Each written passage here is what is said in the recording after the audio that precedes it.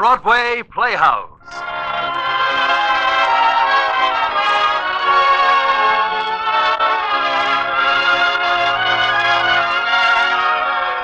Good evening, ladies and gentlemen, and welcome to the Broadway Playhouse, presenting the world's most famous stars.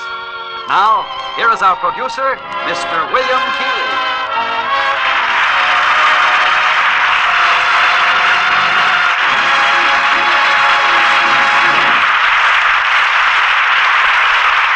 In tonight's play, Edward, My Son, we have an excellent example of forceful drama.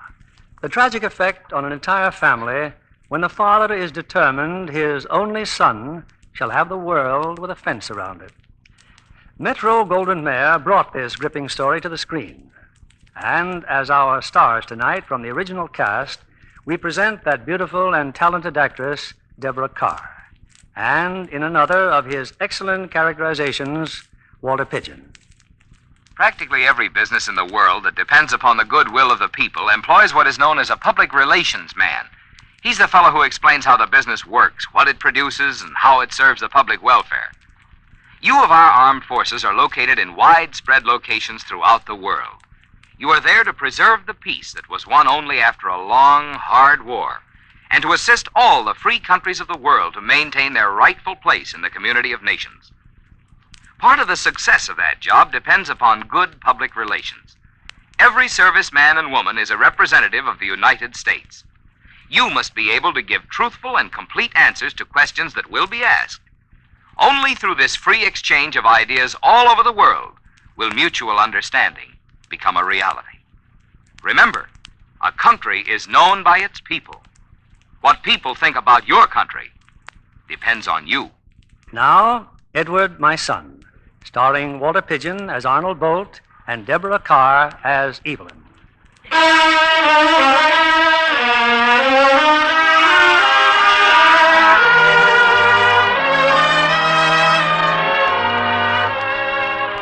My name is Bolt, Lord Bolt. Some of you may have heard the name before. I own the Shelton Motor Company, a great national newspaper, and 2 or 3 biscuit companies. I don't tell you this to boast, merely to establish some sort of contact with you because I want your opinion. I want your answer to a question. Trouble is, of course, that none of you knew Edward. Edward was my son, my only son. He was 23 when he was killed, a lovely boy with a charming smile. I can remember when Edward was a baby. We were plain Mr. and Mrs. Bolt then, living in a little place in Hammersmith. Arnold. Oh, how wonderful, darling. It's just beautiful. Best baby carriage they had in the store. But of course. Oh, he'll love it, dear. And that isn't all I've been buying. Look. Champagne. Uh-huh. Oh, Arnold, what a birthday. Look what I've made for him. Oh, magnificent. I've never seen such a birthday cake. I wrote that myself on the icing. Happy birthday, Edward. Well, that seems to cover it. But don't you think happy birthday to Edward would have been better? Oh, no. This is perfect. Oh, and this is happy birthday to Mother from Edward. Oh, Arnold, a necklace. Mm-hmm. And real imitation pearls. However did you manage it? Someday you're going to have real pearls, big ones. I? You believe in me, don't you? Why, yes, of course. Why do you ask? Because I've just gone into a new business. Arnold! And I thought I'd like to do it on Edward's birthday. Might be lucky. Well, I've got to wash up. But Arnold, what business? Americans call it installment buying. Instead of saving up to buy something, you buy it right away and pay for it gradually. Not so loud, dear. You wake Edward. Pay for what? Well, furniture chiefly. Stoves, too, I think. Maybe ice boxes. Well, it must be a very nice kind of business. You make people happy. That isn't quite why I'm going into it. Now, suppose we open that champagne. Oh, but Dr. Woodhope will be here any minute. Oh, dear, he's here now. Might be Harry. Harry? Harry Simpkins. Oh, darling, don't be silly. He's my partner in this new business. But he's been to prison. Well, he's out now. Harry was unlucky, that's all. I don't understand, Arnold. He's got some capital and a good business brain. It's the chance of a lifetime for me. He might trick you into something. Don't you worry about that. I just don't want anything to be different, that's all. I'm so happy with things as they are. Oh, Arnold, he's still waiting. Well, let him in. Oh, but what can I say to him? Ask him how he liked being in prison, dear. Oh, coming. Just a minute, please. Oh. Wasn't I expected? Oh, yes, of course, Dr. Woodhope. I just thought... Oh, dear. Please come in, Doctor. Thank you. This is for Edward. It's a teddy bear. Oh, you are kind. He'll just adore it. Darling, do look what Dr. Woodhope brought. Oh, wonderful. Wonderful. It's got Edward's ears, too, hasn't it? And look what I've got for him, Doctor. Champagne? Mhm. Dear, dear. He can mix it with his milk, can't he? That's a very interesting experiment, Mr. Bolt. Unfortunately, the young man's still sleeping. Don't be so sure, dear. Perhaps I'd better run in there and see. Excuse me, Doctor. Mrs. Bolt tells me Edward's doing very nicely. Oh, he's fine, fine. Do you think his eyes should be examined? Why? Is he finding it difficult to read? Oh, no, seriously. I just thought that you might want to check on them. Oh, you have a fine, healthy boy, Mr. Bolt. Don't worry about him. It is a shame he can't come down and see his presents. Or hear the speech I'm about to make. Oh, dear, long one. Oh, don't worry, Mrs. Bolt. There's a doctor present. We'll drink to Edward. Edward, my boy, you're sound asleep, I hope. You've kicked your covers off, I'm sure. I just tucked them back. This is just to let you know that we have the matter of your future well in hand. Sleep safe, Edward. The world shall be your oyster. Here. What does that mean, Arnold? The world his oyster? It means that nothing is going to be too good for him, ever.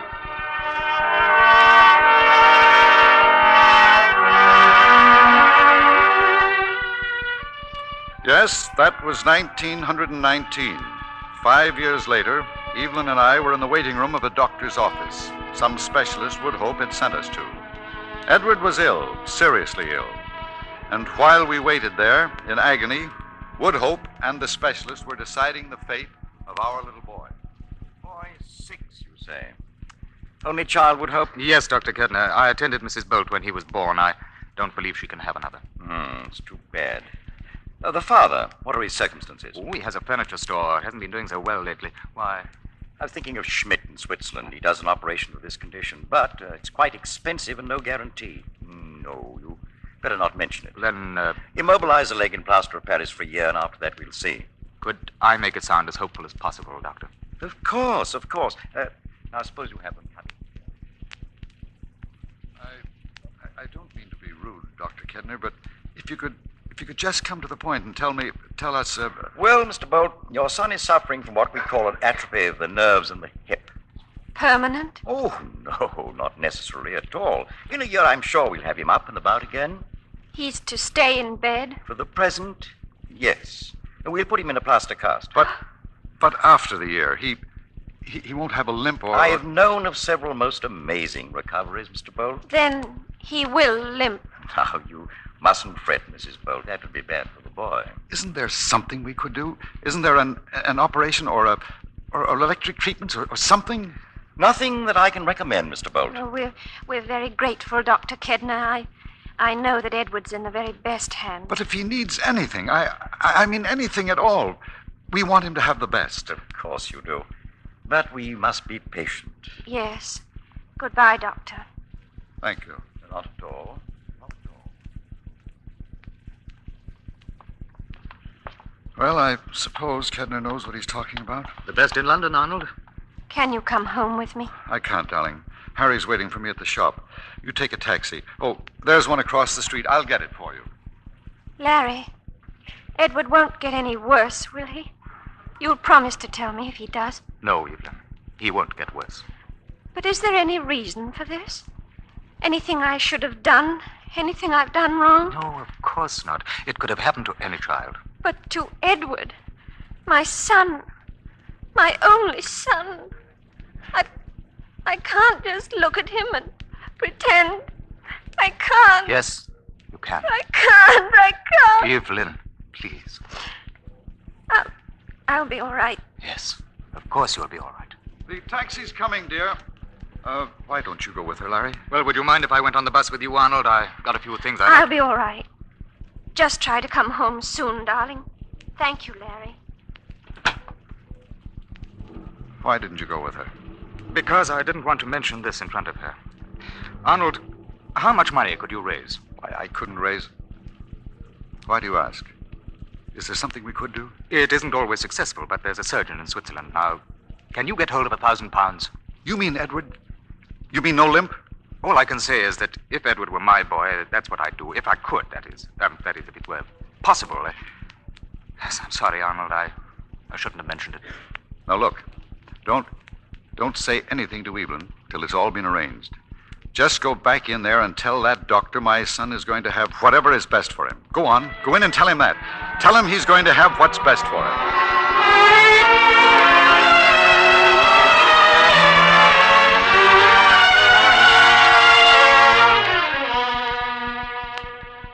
Then I came straight here to the shop, Harry. I've got bad news for you. I've got to get out of the firm. Huh?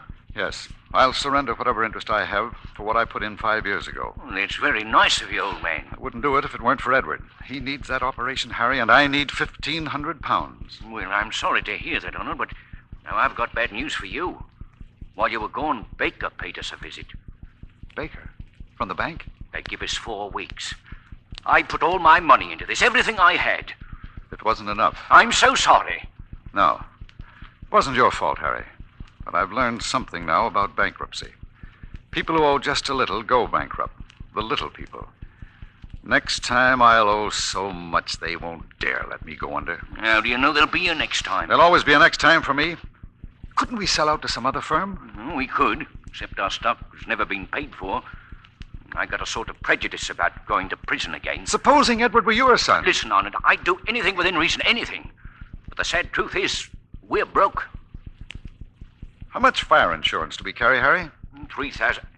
Are you crazy? I want no part of it. Just an idea. What makes you think you could get away with it? Get away with what? Oh, well, I'm glad you're not that crazy. There's back premiums due. That's why I thought you might like to, well, put 200 more in the account. 200? For the back premiums. Then I could increase the insurance to 5,000, just in case something did happen around here. You said you only needed 1,500. Did I? You know, there's a tide in the affairs of men which, taken at its flood, leads on to fortune. Do you know who wrote that? No. Neither do I. But it wasn't a little man. And I'd be careful of that pipe. All this stuff around here, why, it could go up just like that. Yes, you be careful of that pipe.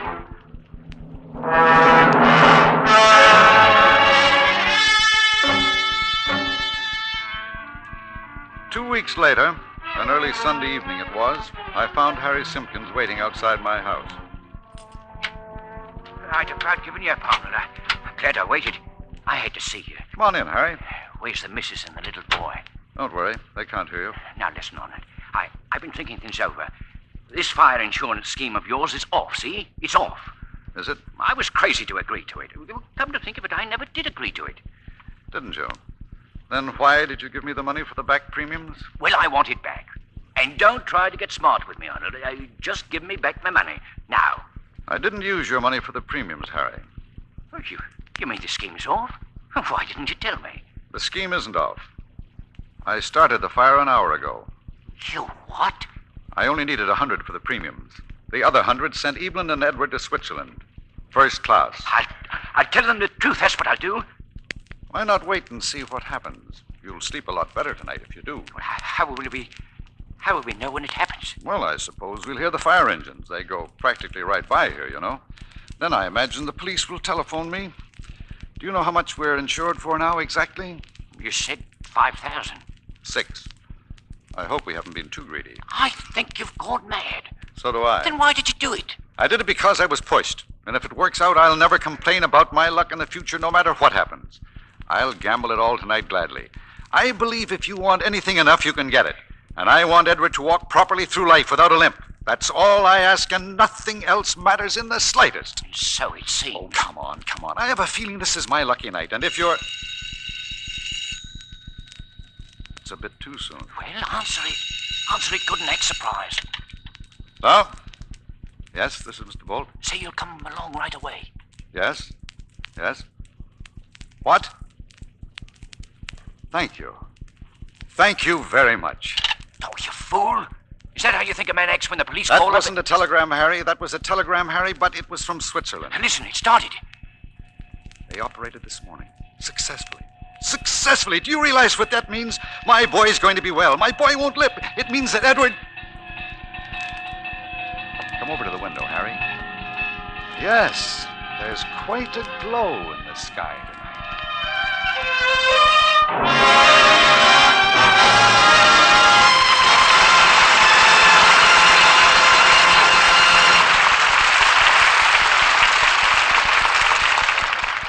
You are listening to the Broadway Playhouse. Act Two will begin in just a moment. About 150 years ago, an Italian philosopher made the statement that the world is a beautiful book, but of little use to him who cannot read it. You of our armed forces can realize better than most people how true that statement is.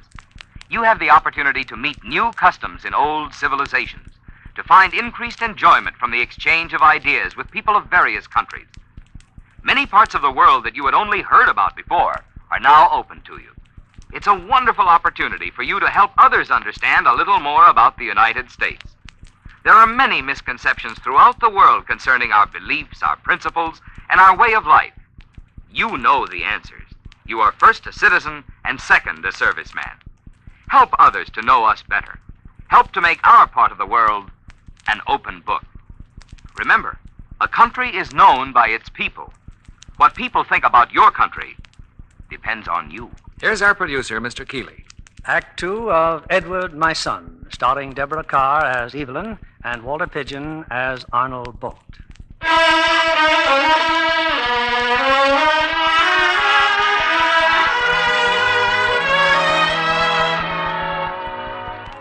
During those next few years following the fire, my luck was phenomenal.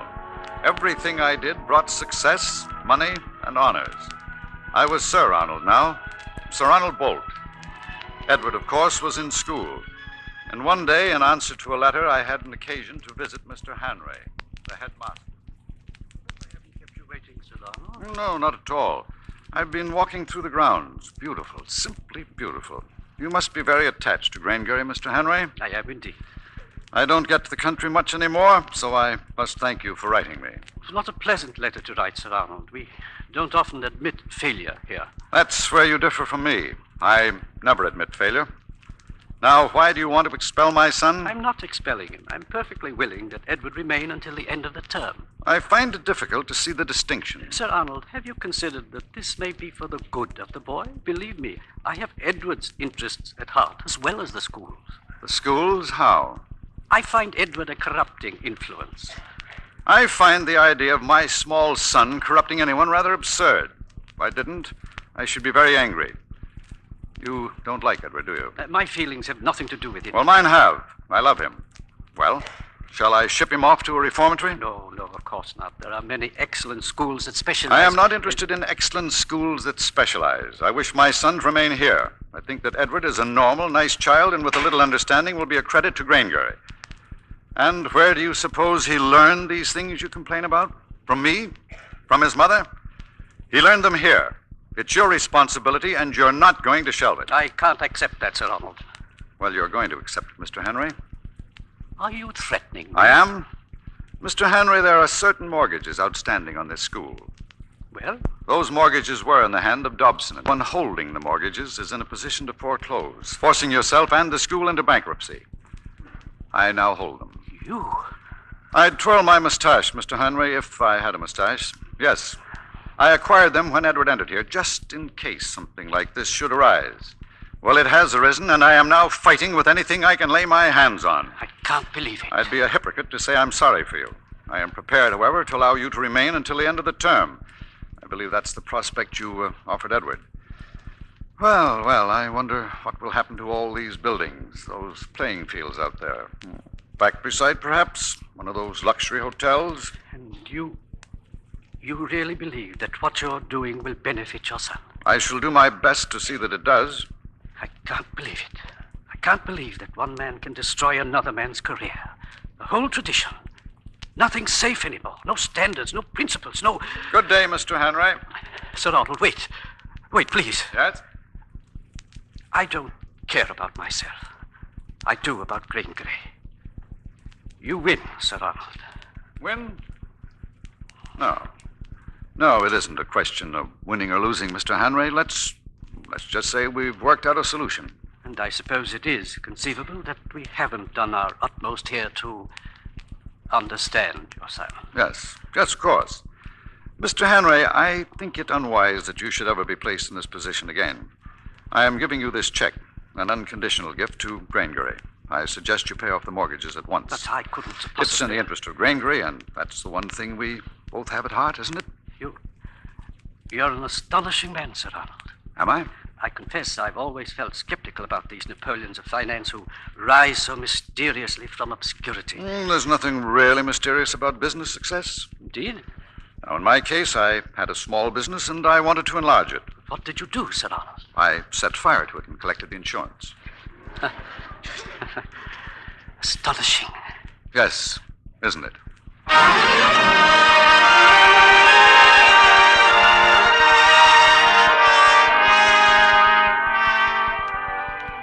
I told you before I would give you the facts. The incident at Grangery School is one of the facts. It is for you to judge.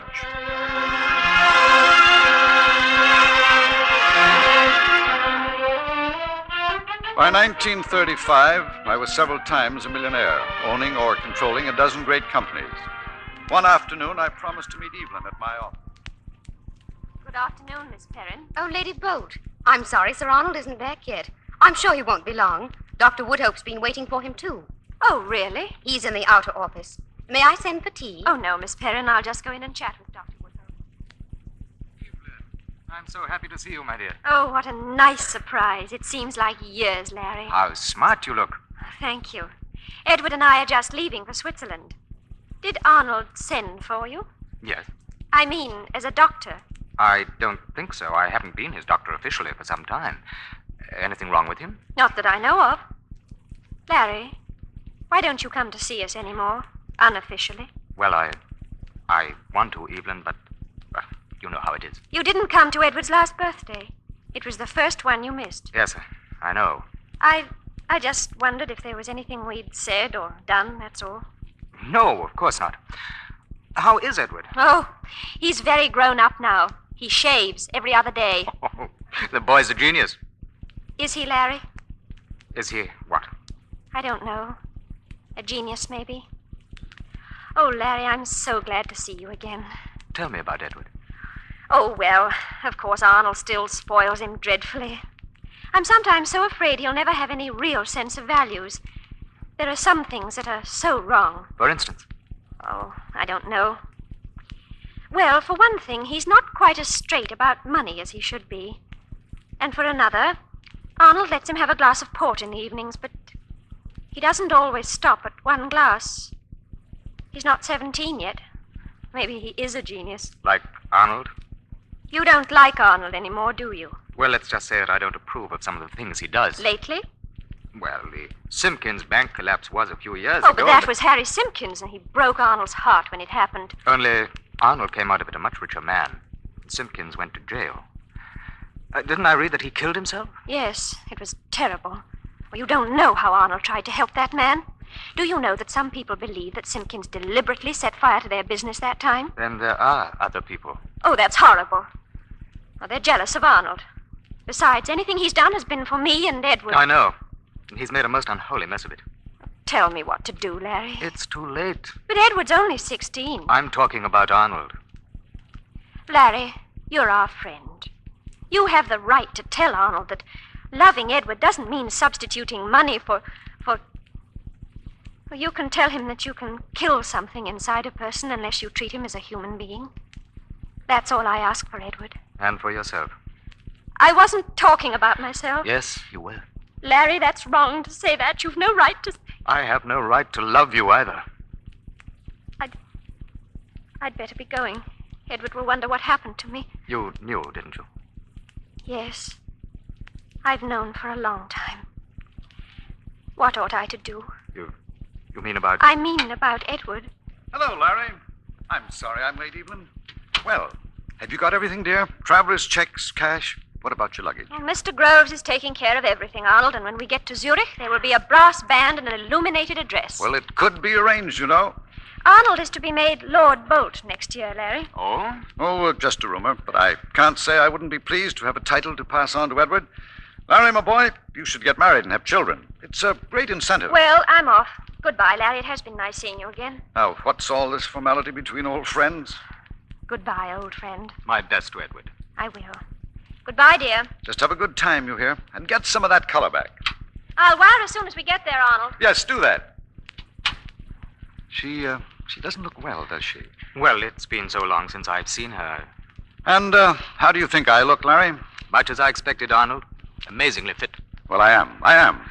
Tell me, do you ever look at some of us ordinary human beings? There are those of us who may crack under the strain of trying to keep up with you. Those of us who are foolish enough or loyal enough to try. We should talk about this, Larry, someday when I have a little more time. I'm sorry.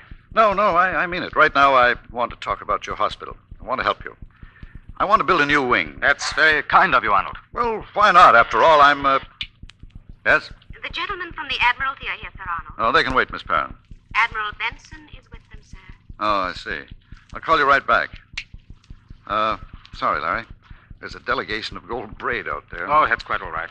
Look, I'll phone you next week and we can have dinner, right? Yes, I'd be delighted, Arnold. Miss Perrin can always reach me at the hospital. That's the trouble with you doctors. Busy, always busy.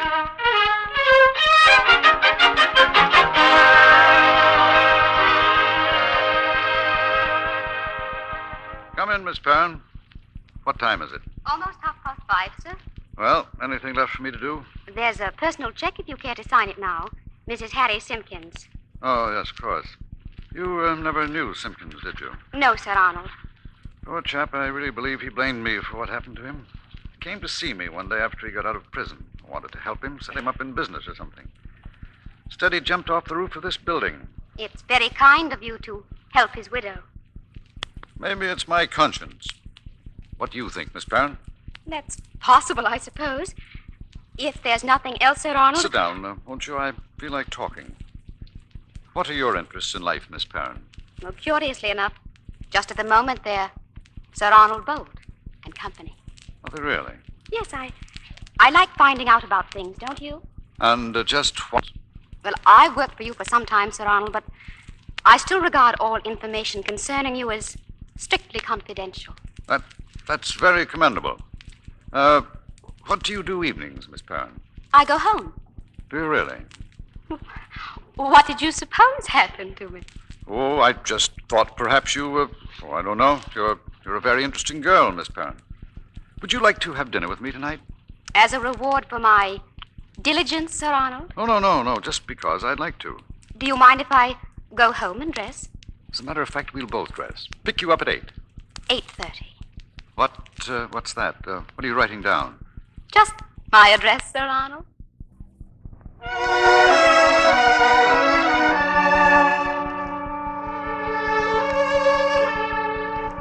That's how it started.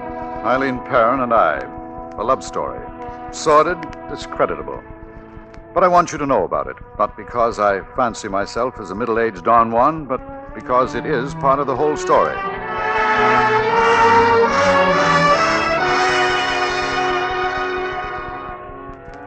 Many months later, Eileen discovered that her apartment was being watched by a private detective. At the time, Evelyn and Edward were in Paris. 2 days later, I joined her there. I'm sorry you didn't let me know you were coming, Arnold. Edward and I are leaving Paris today. Are you, Evelyn? In half an hour. That is, if I can find Edward. What does that mean? It means that I've been checking all the cocktail bars, but I can't find him. So you're leaving. And where were you going to hide from me? Why should I hide from you? On the advice of your lawyer, I imagine.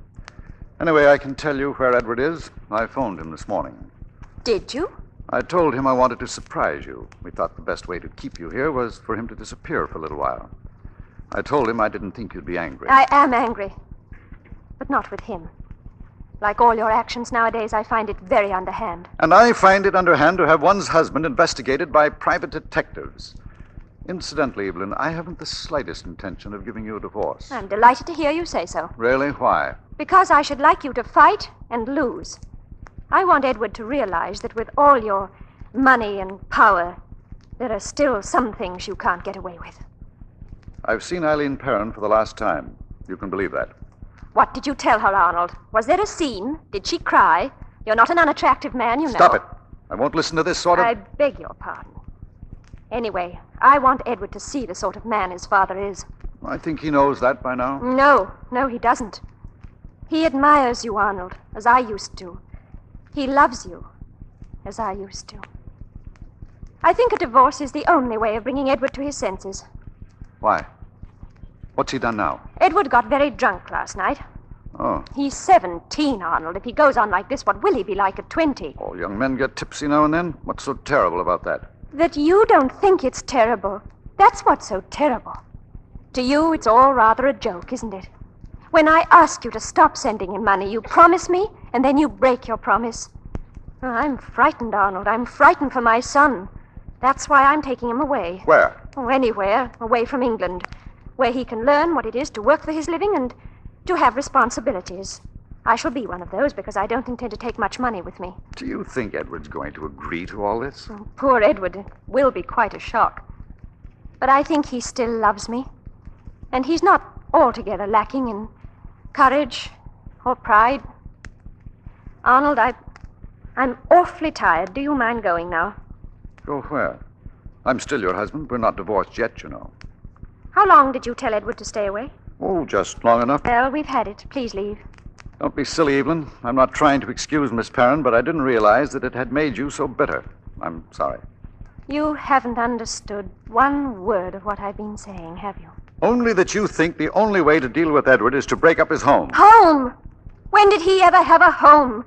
Something that wasn't a cross between a toy department and the Bank of England, presided over by a perpetual fairy godfather who granted his every wish before he even thought of it himself. There are women who'd be grateful to a man who did just that. Possibly, but I'm not one of them. I've seen the fairy godfather when he's off duty, and I think it's time Edward should, too. So you're going to tell him everything? Arnold, let go. You're hurting me. You're going to tell Edward everything? Yes, everything. I assume that means Larry, too, of course. Larry? Larry Woodhope's in love with you, and I think you're in love with him. That's why you want the divorce. You must be mad. This is going to be very bad for him, Evelyn. The Medical Association has very narrow ideas about doctors who make love to their patients. Are you accusing me of... No, not yet. But you should know what private detectives can do once they get started. And I'll make very certain Larry gets his full share of publicity. I don't think I've ever despised you as much as I do now. I've always fought for Edward, and I always will. And if you think you can slander me, turn him against me, you've made the biggest mistake of your life. Edward is my son. Yes, Arnold. I'm afraid he is. Please, will you go now? Not until you promise to drop this case. Why should I? Because I've made the stakes too high. You never were much of a gambler, were you? Hello? Yes, just a moment. The desk clerk wants to know if you're staying tonight or not. You are staying, aren't you, my dear? I won't, I tell you. I won't. Hello? Yes, we're all staying. Send up my baggage, please.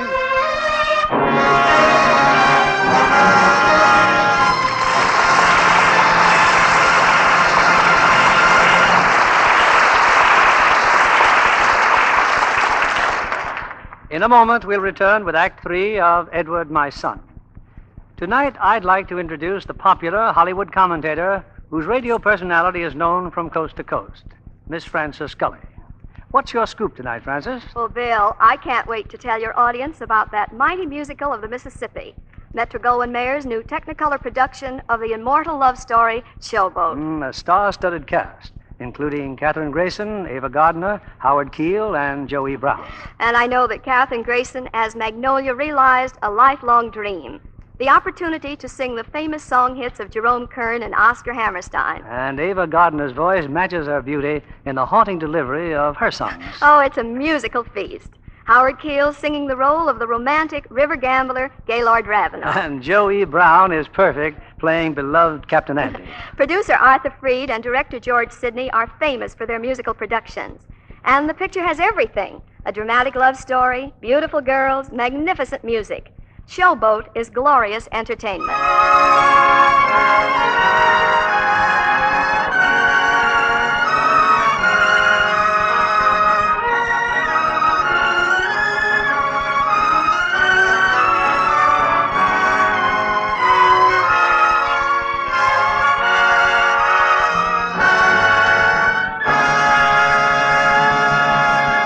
The curtain rises on Act 3 of Edward, My Son, starring Walter Pidgeon as Arnold Bolt and Deborah Kerr as Evelyn.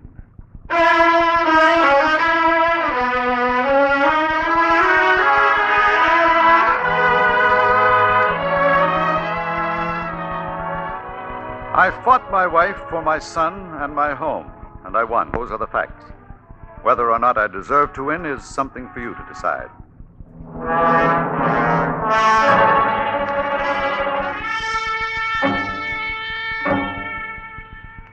It's 1939 now, with the war starting to close in around us. My dear, I had no idea you were calling. I've been waiting for your husband, Evelyn. Since he fixed the time himself, I thought for once he might be punctual. Well, he treats you disgracefully. My dear, this is Phyllis Maiden, Dr. Woodhope. How do you do? Our Dr. Woodhope, Phyllis, who brought Edward into the world. Oh, then I must thank you, Doctor. Here's a secret for you, Larry. Phyllis is my daughter-in-law to be. Well, how wonderful for you, Miss Maiden. I hope you and Edward will be very happy. Thank you. Yes, they will be, I know. Very happy. I simply must run, Lady Evelyn. I'll never be at the Berkeley by 8:30. Oh, we're having a little party, Larry. Will you join us? Oh, please do. I'm sorry. I'm rather busy these days, you know. Oh, I'm sorry, too. Goodbye, darling. And do tell Edward not to keep us waiting. Yes, I'll tell him to hurry, dear. What do you think of her? Very lovely. How's Edward? Well, perhaps marriage is what he needs. Well, that's rather a drastic reform, isn't it? We'll have a drink to celebrate. How do you think I'm looking, Larry? Fine. When I get Edward married, maybe I'll try taking a cure. Do you think people know I drink? No, I don't. Arnold does. Perhaps that's why he sent for you. Perhaps he thinks you... Larry? Well, as usual, my apologies. That's all right, Arnold. Did you bring Edward back with you? Yes, he went upstairs to dress. Evelyn, you haven't forgotten the party tonight. No, Arnold, but I think I'm going to have one of my headaches. Just run up and change, dear. You'll be late. Didn't you hear me? I said I was going to have a headache. You're not going to have a headache, Evelyn. You're not going to spoil Edward's party. You see, Larry? No headache. Isn't it marvelous? You and Edward go ahead. I'll join you there later. Well, I suppose we can talk here, Larry. I'll close the door. Well, what's wrong, Arnold? Where does it hurt? None of your little doctor jokes. I feel fine. I asked you here because I want you to meet someone. A girl. Miss Maiden, I've already met her. Congratulations. Thanks, but she's not the girl I'm talking about. You see, Edward's already married. Who's joking now? Nobody. It happened 10 days ago. Edward's been in Sussex, been doing a lot of flying lately. Anyway, some of the pilots staged a party. When Edward woke up, he discovered he was married. Oh, the girl was no stranger, I suppose, but believe me, he had no intention What about Evelyn? Does she know? Oh, no, of course not. No one knows. I'm having the marriage annulled. There'll be no publicity. And the bride from Sussex agrees to all this? I think she will. Yes? Young lady to see you, my lord. Oh, yes, I'm expecting her. Have her come in, please. Does Edward know she's here? Oh, yes, he gave us carte blanche to handle the whole deal. Well, that was very considerate of Edward. I wanted a witness, Larry, if you don't mind. You're a doctor and an old friend. Well, at least I'm a doctor. Miss Foxley, my lord. Miss Foxley, I'm Lord Bolt. Oh, how do you do? And this is Dr. Woodhope, old friend of the family. He brought Edward into the world. Yes, I'll never live that down. How do you do? You were very nice to come here. Please, sit down. I've always wanted to meet Edward's father. I have seen your pictures, of course. I wish we had met under happier circumstances. Well, I suppose we may just as well get down to business. You don't mind Dr. Woodhope being here? Oh, no, I don't mind. How long have you known Edward, Miss Foxley? Oh, nearly a year. You knew who he was, of course. Well, not at first I didn't, my lord. And you think he's in love with you? Well, Edward's a funny boy, you know. I think he's a bit afraid of responsibility. It's made him stop loving me for a while. But, well, we are married, and And what? I don't know. But I feel sure everything's going to be all right. It's not that he's weak. It's just that he thinks that I made him marry me. And suppose that I think so, too? Edward deeply regrets having married you. He wants it annulled. Yes, I know. He sent me a letter. Oh, but he must tell me so to my face. It's no good his running away like this. Well, the thing we have to think about now is, what are you going to do? I don't know, my lord. Miss Foxley, will you be guided by me in this? Do you have a family? No, no one. I'd like to be your friend if you'll allow me. Thank you, Lord Bolt. Now, I'm not for a moment condoning Edward's conduct. I think he behaved very badly, but... Larry, I think Betty and I can work this out between ourselves after all. Oh, that's all right, Arnold. I'm quite interested in your plans. Yes, I know, but it is rather a family matter, Oh, and I don't mind him being here, my lord. Really, I must insist. I'll leave on one condition, that Miss Foxley gives me a promise. Now, if Lord Bolt suggests something that you don't agree with, you will walk out of here. Oh, now, really, after all, go on. Get out of here, will you? When I have had a promise. Then promise, Miss Foxley, please, let's get something settled tonight.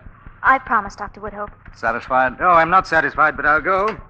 And if I can be of any help, I'm in the phone book, Miss Foxley. Lawrence Woodhope. Well, now we can get on with it. He's a nice fellow, but he's a bit of an old woman. And I'm a fool, aren't I, Lord Bolt? Nonsense. You're a young and pretty girl. And one day you're going to make the proper marriage. But I'm not such a fool as to think I could ever fight for Edward against you. Besides, if Edward really loved me... I want to take care of you. I don't need anyone to take care of me. Edward's the one who needs that. But what are you going to do? Nothing that need cause you any worry, Lord Bolt. Nor even any money. If Edward wants the annulment, he can have it.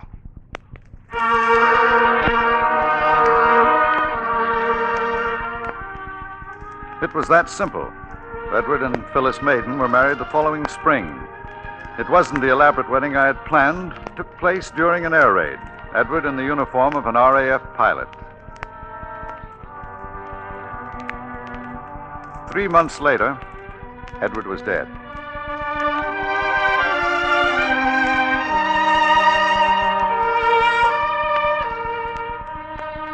Hello, Larry.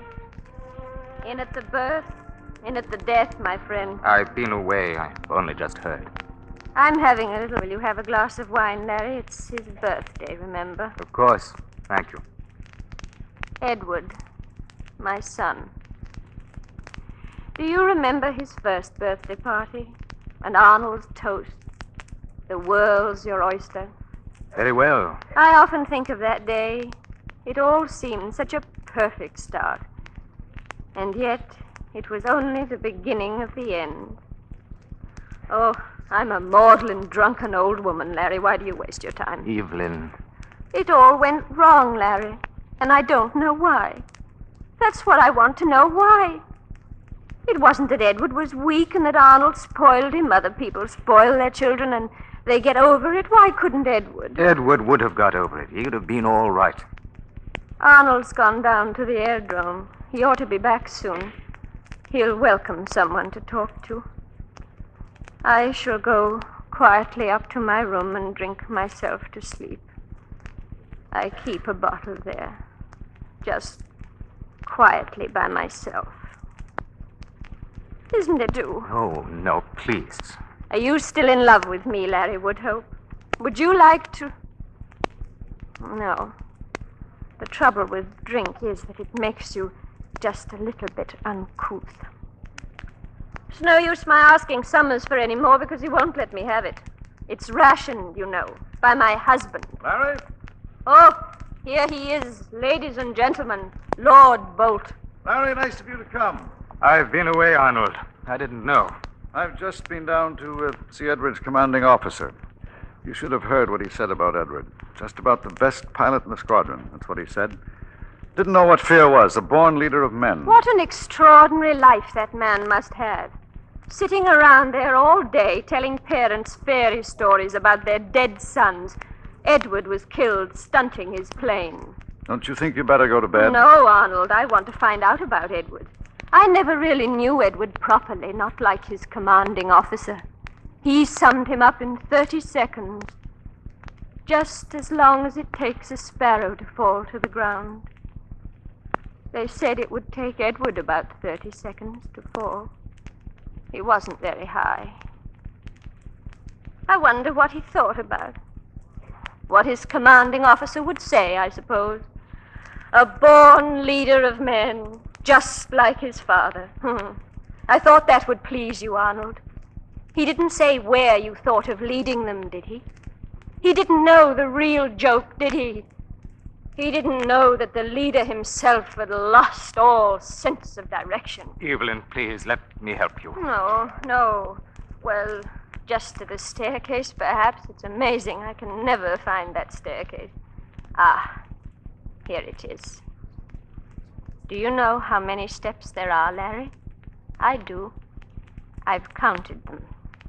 You see, sometimes one can't see quite as clearly as one would wish, and then it's a great help to count. 1, 2, 3, 4. Goodbye, Larry. 5, 6. She says things she doesn't mean, Larry. You mustn't blame her. I don't blame her. Oh, I suppose Edward might have been a different boy if I'd been another sort of man. But I wouldn't change his memory by a hair's breadth. You think I spoiled him, don't you? No, perhaps. I did what I thought was best for my son because I loved him. You can't do any more than that, can you? Can you? Can you?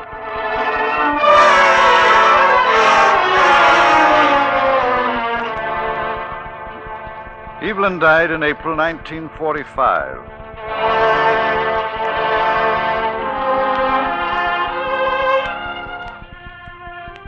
A few weeks later, I went to Harley Street. I wanted to see Larry.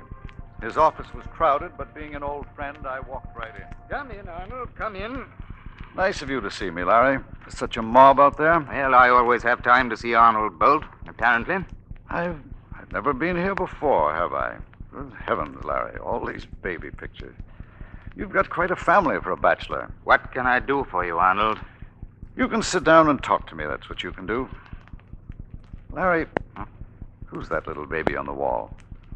What a bright little face. Boy or girl? Boy. You remember all of them, I suppose? Most. Incredible. To think that you and I ever looked like this. Whose child is this? Mother and father called Grosvenor, I believe. Ah, cute. Which one is Edward's? What? Which one is my grandchild? I don't think I know what you're talking about. Oh, yes, you do, Larry. At 2 p.m. on November the 3rd, 1939, according to my report, a 7-pound son was delivered of Betty Foxley. Delivered, I might add, by Dr. Lawrence Woodhope. Go on. That's all my investigators have been able to discover. For the moment, that is. Which one is he, Larry? Which one is Edward's son? You'd like to go through it all again, wouldn't you? Making the same mistakes with your grandson that you made with Edward. Well, I'm not telling you a thing. You may as well. You know, I'll find out sooner or later. But I'm planning a little trip to America, and I'd like to take the boy with me. It'll do him good. I thought you might be getting tired of England by now. Now, why do you say that, Larry? Oh, rumors. You and the bank inspector. Larry, where is my grandchild? I know you're lonely, Arnold, and I'm sorry for you. But no. Betty's married again. Happily married. You'll never find her. You're a fool, Larry. But I don't need your help. I could use it, but I don't need it. Everybody in this crazy country is turning against me these days, but I'll beat all of you. You, the bank inspectors, anyone who gets in my way. I always have and I always will. These baby pictures. It's ridiculous. They're all beginning to look like.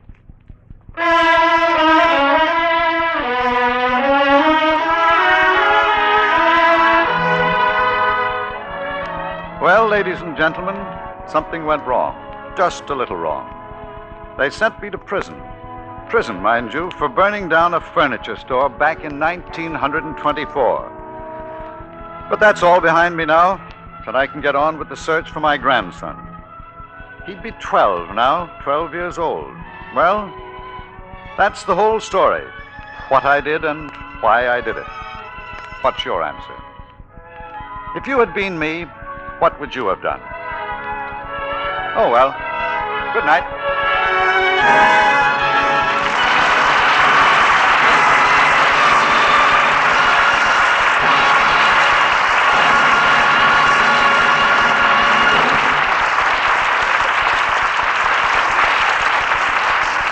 Here's Mr. Keeley with our stars. And we invite them forward for congratulations on 2 excellent performances, Walter Pidgeon and Deborah Kerr.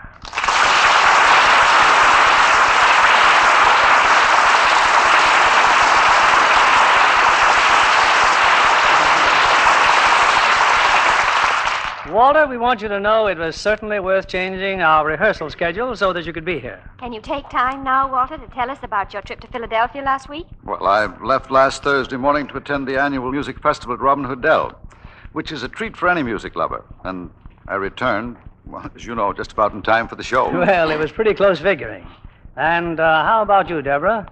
Have you given up your expensive traveling since making pictures in Africa and Rome? Yes, Bill.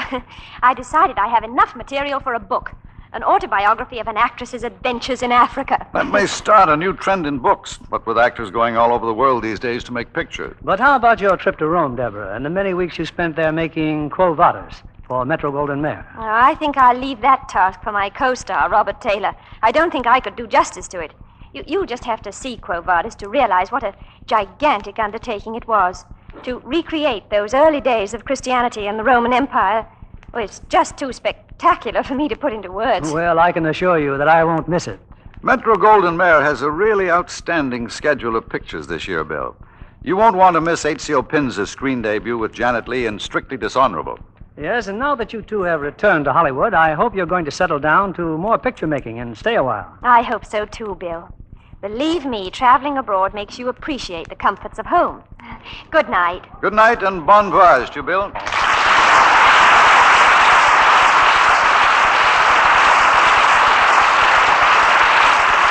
have just heard another adaptation of a successful screen drama with some of the world's most famous stars from the Broadway Playhouse. This is Tom McKee, inviting you to join us again next week at this same time for another great play from the Broadway Playhouse.